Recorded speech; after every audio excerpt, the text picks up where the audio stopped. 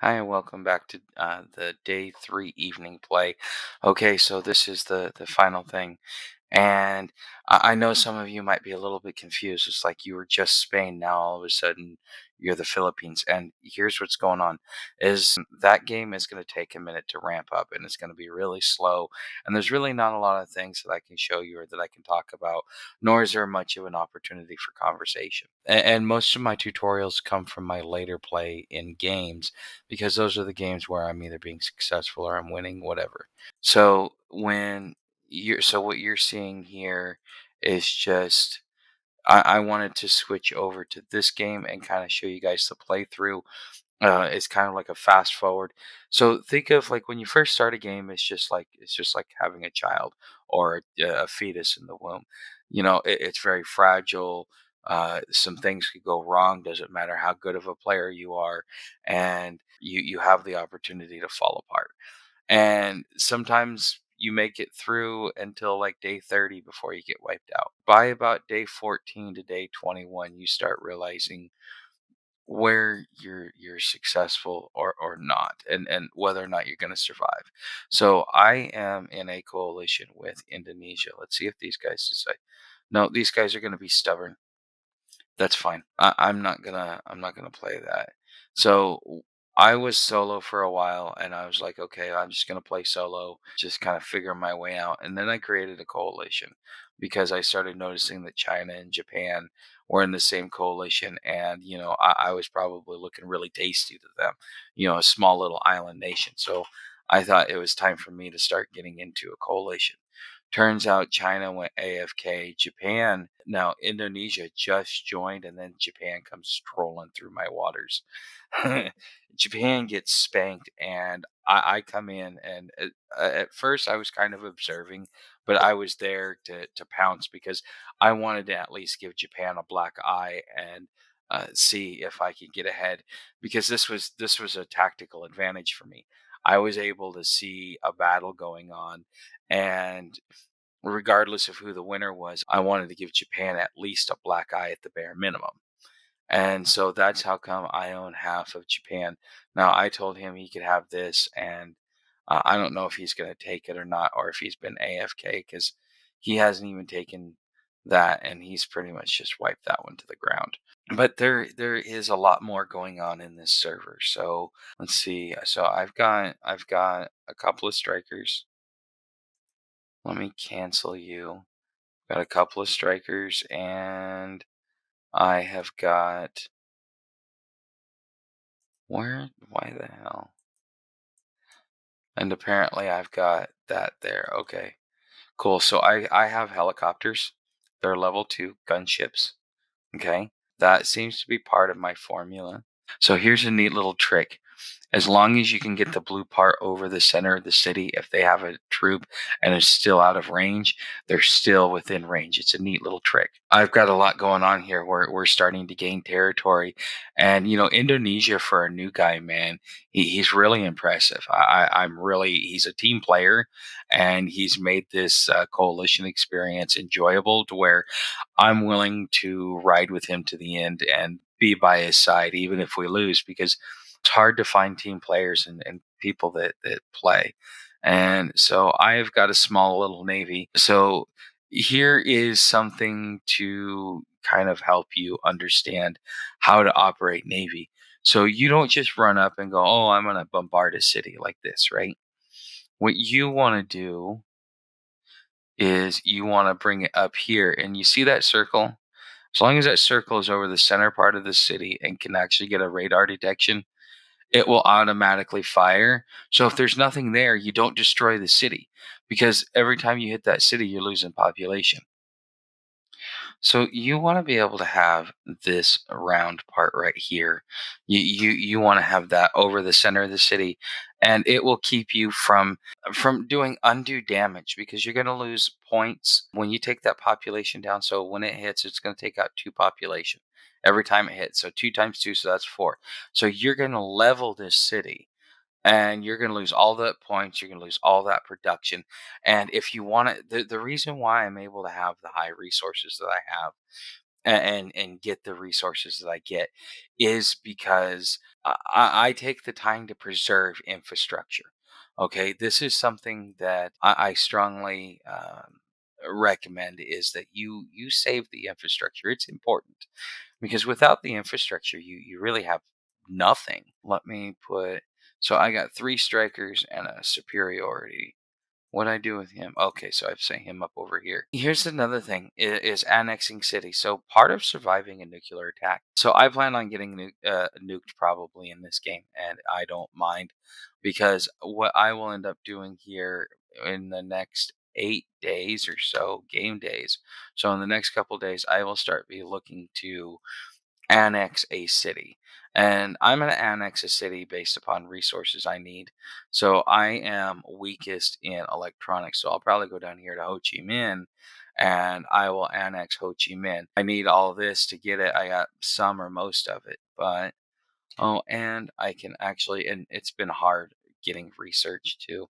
That's the thing about some of these nations is you have to choose between do you want units, which is what I'm worried about over in with Spain is I have to choose between units or research and or infrastructure, and that really sucks when you're put in that position. And each nation has its own struggles, and I think I did something wrong, and I kind of screwed it up. But I'm trying to play it along, but I'm also very early in the game too. Let's see here. But yes, annexing cities is important. If you annex your city, it will make life much easier on you. As far as the game goes, again, yeah, you want to annex cities. So as you notice, I take the cities first, and so holy cow, I got four. So that'll be there in 28 minutes, and that'll be there in 26. Okay, so what I'm gonna do is I'm gonna move him up here. And while I am bombarding that to give my aerial attack enough time to get in there and, root out everything, I'm just going to take the long route. So they've got 14 hours to clear everything out. So that includes my helicopters and that also includes my strikers. And so this should be pretty kosher. So then, now we're done with that. Now we're going to be working on over here. And here's something like I talked about with island hopping. If you're ever in Asia, islands are your biggest vulnerability. When I attacked Japan, the first thing I took was this island here, and I see nobody's taken that island there. Let me go take that real quick. Is you want to own all the islands that you can because when you get up here you want Hawaii to be the only island that you don't own. So you own Guam, you own these islands here. But you see what I'm saying? You need to own all of these islands. It's important. Even like if I come over here to India. Okay. Islands are your biggest thing because here's what happens, and I've seen this happen to it's happened to me, and the more players that are aware of this, the more they can protect themselves, because these tiny little island chains. Let's say I come over here and I take this. You take all of India, but you don't take this island. I come over here, I take this island. You don't even notice it because you're so focused on the land.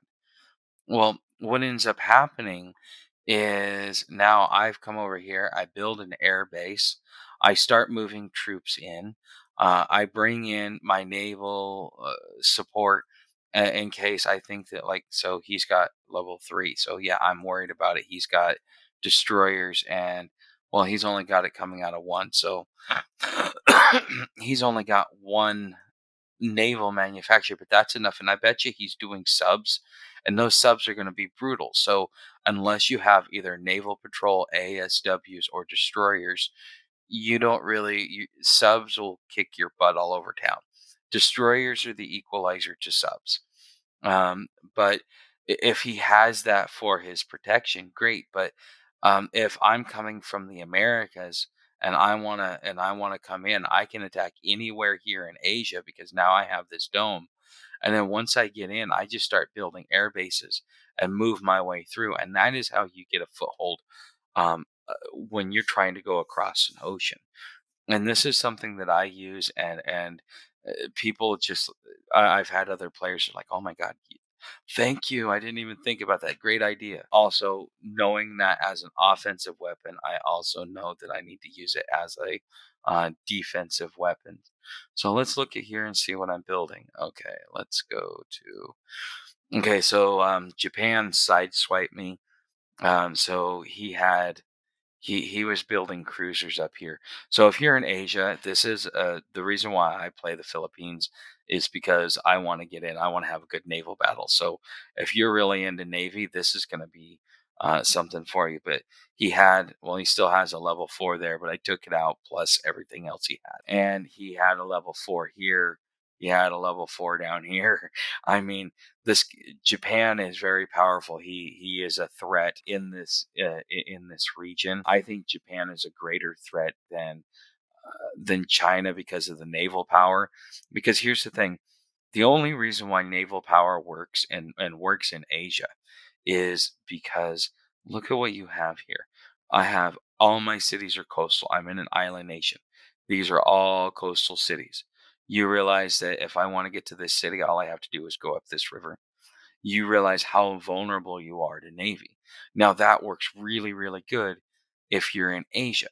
This is why when you form a coalition, that you get people that are in different regions of the world because each region requires its own battle strategy. Whereas you're going to want to have long range weapons if you are in the Americas, right?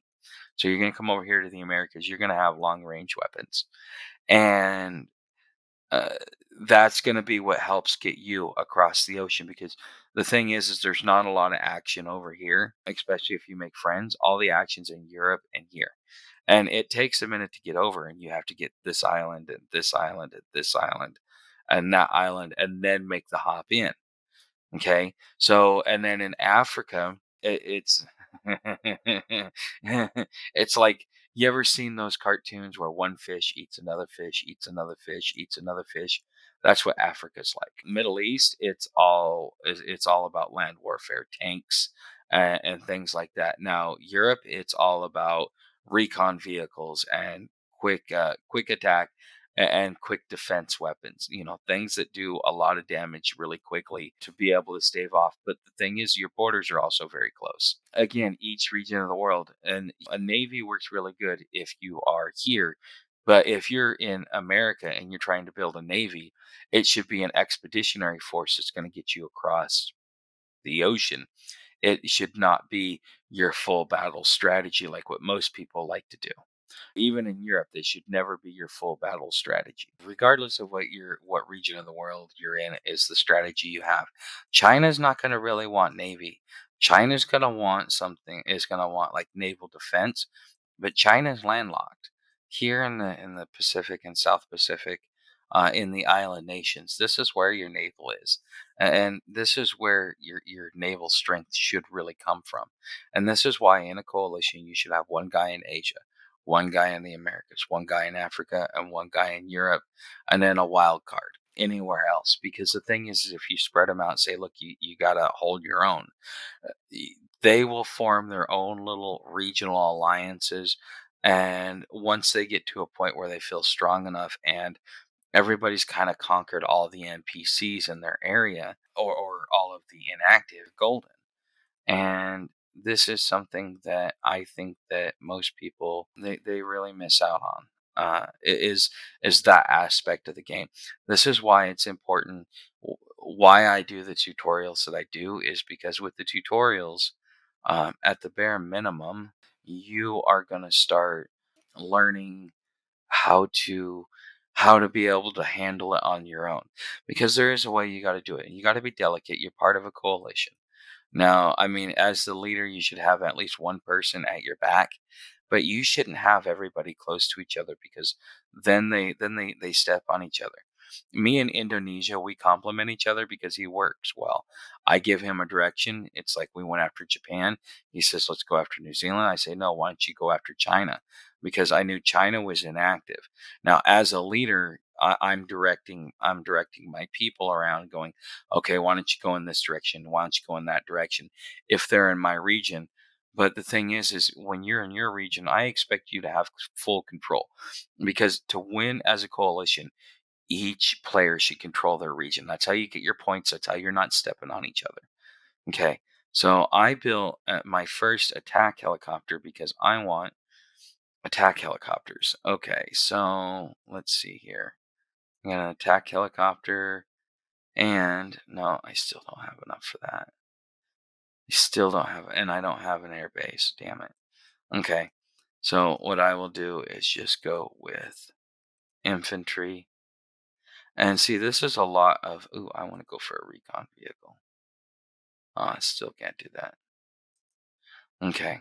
So I'll just go that route.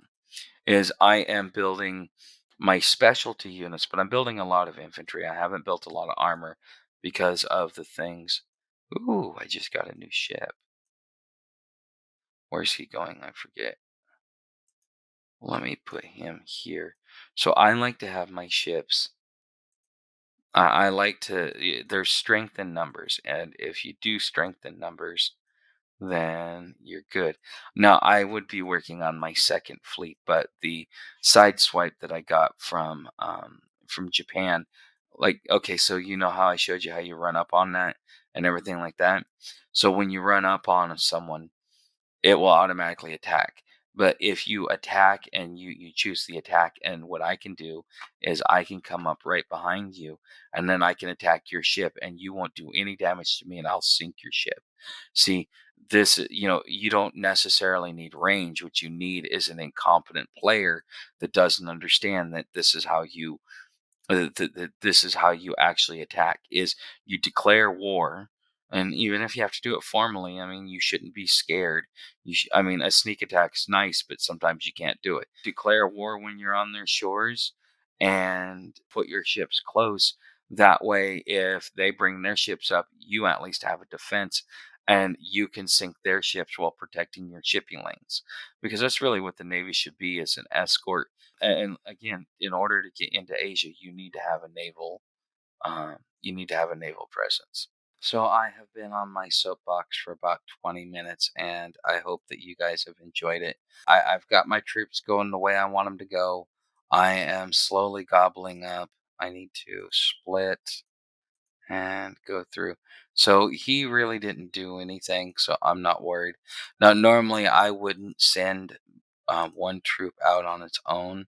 I would send at least two or three, because what ends up happening is players like to leave booby traps out here. So instead, you'll walk into the cities, nothing, and you'll be like, "Oh, okay, something must have happened," and then you start going to take the territory, not realizing that you should be hunting for uh for booby traps. All right, so now I have got that, and by morning, if everything goes right, I should be able to see all of this owned. And I need to write Indonesia a letter before I go to bed, and ask him if he's going to take those cities or not. Because if he's not, I need to take them. But I'm going to actually just give him till morning. If he doesn't take them by morning, I'm going to go take them myself, and we'll just go from there. So, anyways, this is the server that we're going to be on. This one's going to be a lot more interesting. We're getting a lot more done. Okay, so there are like 3 points here. If you ever get something like the Philippines, and this is part of the reason why I like the Philippines, is that if you put a stack here, a stack here, and a stack in here, you pretty much, I mean, to get in here, which is kind of like the heart of your nation. If you want to, you can move your capital city or your headquarters here. But on the other side, it kind of offers protection, because most people come from this angle and hit here. So if you're here, you got quick response to this city and up here.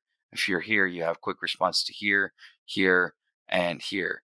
And if you are in here, you got quick response to this city, and this city is going to be pretty much the last one to get any response in any of the scenarios.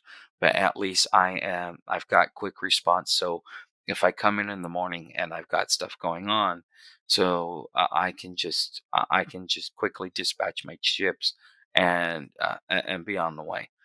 Okay, so I've got that. I'm gonna leave that in my capital city again. So I we will pretty much own Asia with the exception of Australia and New Zealand.